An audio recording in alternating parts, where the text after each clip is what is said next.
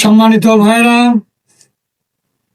আমিরে জামাত বলেছেন, আল্লাহ তাবারক ওয়া তাআলা যদি জামাতকে সরকার গঠনের সুযোগ দেন, তাহলে আমরা কখনো দুর্নীতি করিনি, করব না, কাউকে করতে দেব না। বিশ্বাস হয় আপনাদের? দুর্নীতি দূর করতে তারাই পারে যারা জীবনে দুর্নীতির কাছে যায় না। আমিরে জামাত বলেছেন, এদেশের 70% মানুষ কৃষি কাজের সাথে সম্পৃক্ত। তাই কৃষি কাজের জন্য যত ঋণ প্রয়োজন কৃষকের, সকল ঋণ সরকার দেবে সুদমুক্ত ভাবে। সুদমুক্ত ঋণ নিয়ে তারা অধিক ফসল ফলাবে, দেশ লাভবান হবে। প্রাণপ্রিয় ভাইরা, আমিরে জামাত বলেছেন, এদেশে তো 72 সাল থেকেই কল কারখানা সবই বন্ধ হওয়া শুরু হয়েছে। এশিয়ার শ্রেষ্ঠ পাট কারখানা ছিল এখানেই, শেষ হয়েছে। শ্রেষ্ঠ কাগজ কারখানা ছিল এখানেই, শেষ হয়েছে। শ্রেষ্ঠ চামড়া শিল্প ছিল এখানেই, শেষ করে দিয়েছে। প্রিয় ভাইরা, এই ধরনের হাজারো কল কারখানা বাংলাদেশে বন্ধ হয়েছে।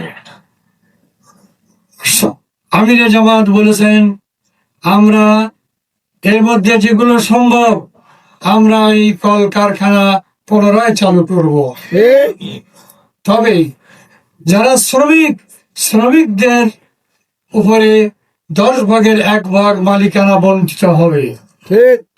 শ্রমিকরা বেতন পাবে, তারপরে আবার কল কারখানার লাভের 10/1 মালিক তারা হবে। প্রিয় ভাইরা, এতে শ্রমিকরা লাভবান হবে না? তারা লাভবান হবে, অধিক পরিশ্রম করবে, কল কারখানায় আর দুর্নীতি হতে দিবে না, অধিক উৎপাদন হবে, দেশ লাভবান হবে। প্রিয় ভাইরা, জামাত ঘোষণা করেছে প্রত্যেক কল কারখানা 3 বছর গ্যাস, বিদ্যুৎ এবং পানি ফ্রি সরবরাহ করা হবে। জামাত চায় দেশের উৎপাদন, জামাত চায় মানুষের উন্নতি। জামাত ভোগের জন্য জামাত আসে নাই। আমরা জামাত করি মানুষের সেবা করে, মানুষের প্রভুর কাছে সন্তুষ্টি লাভের আশা, যাতে আমরা জান্নাতে যেতে পারি। আমার ভাইরা, যদি এতে মনে করেন জান্নাতের টিকিট বিক্রি, তাহলে এটাই। একটু বুঝে দেখেন আপনারা কি কথা বলছেন। সম্মানিত ভাইরা, বাংলাদেশ জামাত ইসলামী ঘোষণা করেছে এদেশের 5 লক্ষ তরুণকে, যারা গ্রাজুয়েট, তাদেরকে 2 বছরের জন্য প্রতি মাসে বিনা সুদে 10,000 টাকা করে দিবে, যাতে তারা কর্মসংস্থানের ব্যবস্থা করতে সক্ষম হয়। প্রাণপ্রিয় ভাইরা, জামাত ঘোষণা করেছে 1 থেকে 5 বছরের শিশু আর 60 বয়সে সকল নারী পুরুষ ফ্রি চিকিৎসা পাবে ইনশাআল্লাহ। এইরকম বিপ্লবী সিদ্ধান্ত নেওয়ার শক্তি অন্য কোন দলের নাই। মেয়েদের মাধ্যমিক স্তর পর্যন্ত স্কুলের বেতন ফ্রি। জামাত ঘোষণা করেছে, আল্লাহ যদি সুযোগ দেয়, MA পর্যন্ত মেয়েদের বেতন ফ্রি থাকবে ইনশাআল্লাহ। ঢাকার ঐতিহ্যবাহী 2টি কলেজ, ইডেন কলেজ এবং বদরুন্নেসা কলেজ, 2টি মহিলা কলেজকে কম্বাইন্ড করে পৃথিবীর শ্রেষ্ঠ মুসলিম মহিলা বিশ্ববিদ্যালয় করবে জামাত ইনশাআল্লাহ। জামাত মহিলাকে গুরুত্ব দেয় এমনি না, আল্লাহর নবী, আল্লাহর কোরআন আমাদেরকে গুরুত্ব দিতে বলেছে। তাই নবীকে জিজ্ঞাসা করা হলো, ইয়া রাসূলুল্লাহ, আমার জীবনে সবচেয়ে বেশি সম্মান আর যত্ন পাওয়ার অধিকারী কে? নবী বললেন, তোমার মা। সাহাবী বললেন তারপর? নবী বললেন তোমার মা। সাহাবী বললেন তারপর? নবী বললেন তোমার মা। চতুর্থবার সাহাবী যখন বললেন তারপর, আমার নবী বললেন তোমার পিতা। আমার ভাইরা, এই হাদিস দেখেই বোঝা যায় ইসলামে নারীর কত মর্যাদা দেওয়া হয়েছে। আমরা সেই মর্যাদা প্রতিষ্ঠা করতে চাই। জামাত বলেছে পুরুষ ও মহিলার এখন কর্মঘণ্টা হচ্ছে ৮, সরকারি বেসরকারি সব কলকারখানা অফিস আদালতে। জামাত বলেছে জামাত যদি সুযোগ পায় মহিলাদের কর্মঘণ্টা করে দেবে কত? ৫। কেন? তারা পেটে সন্তান ধারণ করে, আমরা কি তা পারি? পারি? কোন পুরুষ? তারা ১ থেকে ৮ বছর বয়স পর্যন্ত যে যত্ন, যে মহব্বত নিয়ে তারা সন্তান মানুষ করে, কোন বাপের পক্ষে তা কি সম্ভব? আরো দেখুন, কোন বাপ কি বলে স্ত্রীকে, চলো তুমি আমার সাথে কারখানায় সন্ধ্যা পর্যন্ত রাত পর্যন্ত পরিশ্রম করবা, বাড়ি আসবা, আর এর মধ্যে সন্তানরা বাড়িতে বেড়াবে? কোন বাপ বলে? আপনারা বলেন? আপনারা যদি না বলেন তাহলে সরকার কেন তাদের ৮ ঘন্টা কাটাবে?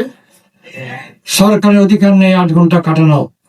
তাই জামাত সিদ্ধান্ত নিয়েছে মহিলারা চাকরি করলে কয় ঘন্টা কাজ হবে তাদের? বাকি সময় তারা সন্তানদের পেছনে অতিরিক্ত সময় হিসেবে দিবে। আগামী দিনের সন্তানরা মানুষের মতো মানুষ হয়ে গড়ে উঠবে। সম্মানিত ভাইরা,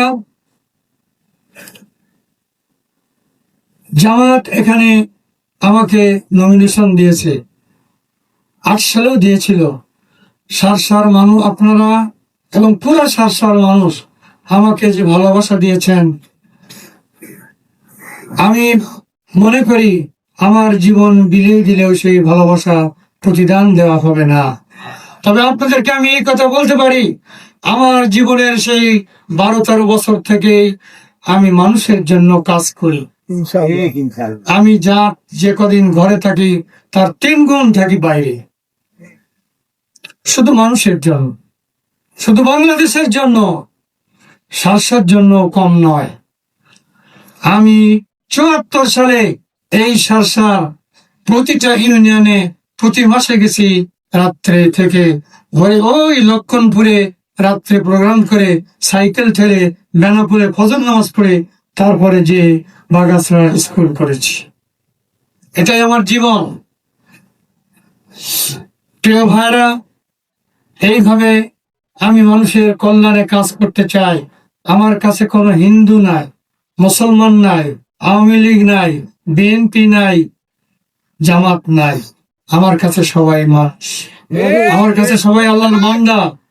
নারী পুরুষ সবাই আল্লাহর কি বলেন? বান্দা।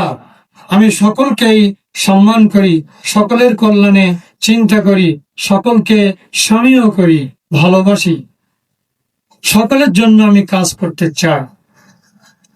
প্রাণ প্রিয় ভাইরা, আল্লাহ যদি আমাকে সুযোগ দেন, আমি এই সারসাকে হিংসা হানাহানি মুক্ত একটি উপজেলা করে গড়তে চাই, যেখানে দল মত জাতি ধর্ম নির্বিশেষে সকল মানুষ ভাই ভাই হয়ে, বন্ধু হয়ে, আত্মীয় হয়ে যেন আমরা পরস্পর বসবাস করতে পারি। এখানে আমাদেরকে কে পাঠিয়েছেন বলেন? আল্লাহ পাঠিয়েছেন। আমাকেও পাঠিয়েছেন, হিন্দু ভাইকেও পাঠিয়েছেন, আওয়ামী লীগকেও পাঠিয়েছেন, বিএনপিকেও পাঠিয়েছেন। সকলের অধিকার প্রতিষ্ঠা করার জন্য আমি আমার জীবন বাজি রেখে কাজ করতে চাই। সম্মানিত ভাইরা, জামাত আমাদেরকে ওই চরিত্রের গঠন করেছে। জামাতের উপরে আওয়ামী লীগ তো সবচেয়ে বেশি নির্যাতন করেছে, তাই না? ১ থেকে ১১ নম্বর নেতাকে হয় ফাঁসি দিয়েছে, না হলে জেলে রেখে মৃত্যু নিশ্চিত করেছে। হাজার হাজার নেতা কর্মীকে শহীদ করেছে।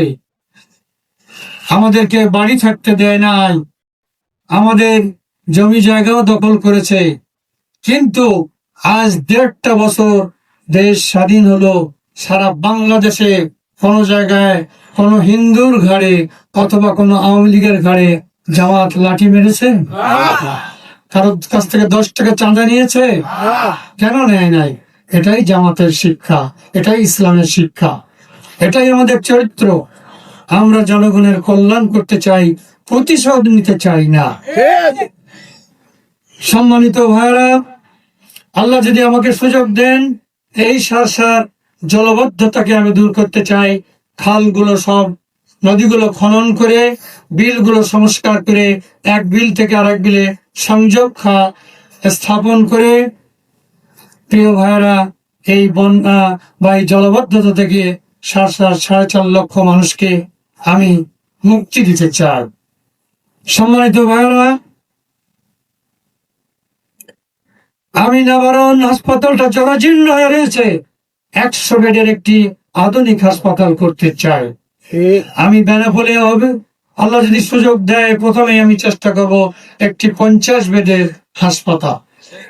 সম্মানিত ভাইরা, আমার যদি আল্লাহ সুযোগ দান করেন, তাহলে আমাদের সকল ইউনিয়ন পরিষদে যে হাসপাতালটি আছে সেখানে ডাক্তার ও ঔষধ নিশ্চিত করার ব্যবস্থা করব ইনশাআল্লাহ।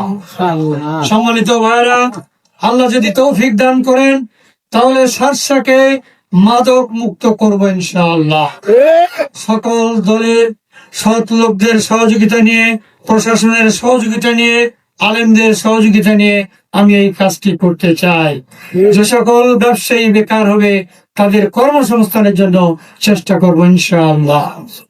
সম্মানিত ভাইরা, আল্লাহ যদি তৌফিক দান করেন, তাহলে এই বেনাপোলের প্রায় 4,500 শ্রমিক আছে, নিদারুণ তাদের অবস্থা। আল্লাহ যদি চান, তাদের অবস্থাকে উন্নয়নের জন্য আমি সর্বশক্তি দিয়ে চেষ্টা করবো ইনশাআল্লাহ। প্রিয় ভাইরা, এখানে এই বেনাপোল পোর্টকে সিএনডেফ এজেন্ট, ট্রান্সপোর্ট মালিক, ড্রাইভার ও শ্রমিক ইউনিয়নের সহ সকল স্টেক হোল্ডারদের সাথে পরামর্শ করে, মত বিনিময় করে আমি এই বেনাপোল পোর্টের উন্নয়ন সাধন করতে চাই, যাতে বেনাপোলবাসী, সারসাবাসী, বিশেষ করে এই শ্রমিকেরা, এই ব্যবসায়ীরা প্রকৃতপক্ষে লাভবান হয়। প্রিয় ভাইরা, এখানকার যেসব অব্যবস্থাপনা, দুর্নীতি, চুরি বন্ধ করে রাষ্ট্র এবং সারসার জন্য 4 গুণ আয় এখান থেকে আমি বাড়াতে চাই। সম্মানিত ভাইরা, ট্রাফিক এবং সার্কুলেশন সিস্টেমকে আমরা উন্নয়ন করতে চাই। কি কষ্ট এখানে ট্রাফিক জ্যাম হয়ে যায়। প্রিয় ভাইরা, অটোমেশন সিস্টেমের মাধ্যমে সকল কাজকে সহজ এবং ত্বরিত করতে চাই। আজকে ডিজিটাল যুগ, কেন এভাবে কাজ হবে? মানুষ যে কাজ 1 ঘন্টা 2 ঘন্টা লাগে, উচিত তা 1 মিনিটেই তাদের হাতে তুলে দেওয়া সরকারের দায়িত্ব। সম্মানিত ভাইয়েরা, এভাবেই আমি এখানে কাজ করতে চাই। বেনাপোল থানায় এখানে যেমন আর্ম পুলিশ সদস্যদের তুলে নিয়ে নিরাপত্তা ব্যবস্থা আজকে চ্যালেঞ্জের সম্মুখীন হয়েছে। আমি এই নিরাপত্তা ব্যবস্থাকে জোরদার করার জন্য সর্বাত্মক চেষ্টা করবো ইনশাআল্লাহ। এখানে যেসব অপরাধ ঘটে, সব অপরাধ সংবাদ দেওয়া হয় না। কেন দেওয়া হয় না? কি উদ্দেশ্য? এতে কি জনগণ লাভবান হচ্ছে? এতে কালোবাজিরা লাভবান হচ্ছে। আমি এইটা নিশ্চিত করতে চেষ্টা করবো ইনশাআল্লাহ। প্রিয় ভাইরা, শ্রমিকদের সর্বনিম্ন মানবিক মজুরি নির্ধারণ করা হবে ইনশাআল্লাহ। তাদের স্বাস্থ্য, এখানে একটি 50 বেডের হাসপাতাল এজন্য গুরুত্ব দেওয়া হবে, এজন্যই যাতে শ্রমিকরা দ্রুত তাদের চিকিৎসা পায়। তাদের সন্তানদের লেখাপড়া, তাদের নিরাপত্তা, তাদের স্বাস্থ্যে ঝুঁকি এই পোর্টকে বহন করতে হবে। সম্মানিত ভাইরা, ট্রেনিং এর মাধ্যমে, শ্রমিক বিশ্রামাগার সৃষ্টির মাধ্যমে, নারী শ্রমিকদের জন্য আলাদাভাবে তাদের নিরাপত্তার ব্যবস্থার মাধ্যমে আমি এই বেনাপোলকে উন্নত করতে চাই। প্রাণপ্রিয় ভাইয়েরা, আমি আপনাদের কাছে দোয়া চাই। আমি আমার প্রতিদ্বন্দ্বী ভাইদেরকে বলবো, আমার ভাইয়েরা, আমরা আপনারা সবাই রাজনীতি করি, আসুন সারসার মানুষ তাদের মতামত যেন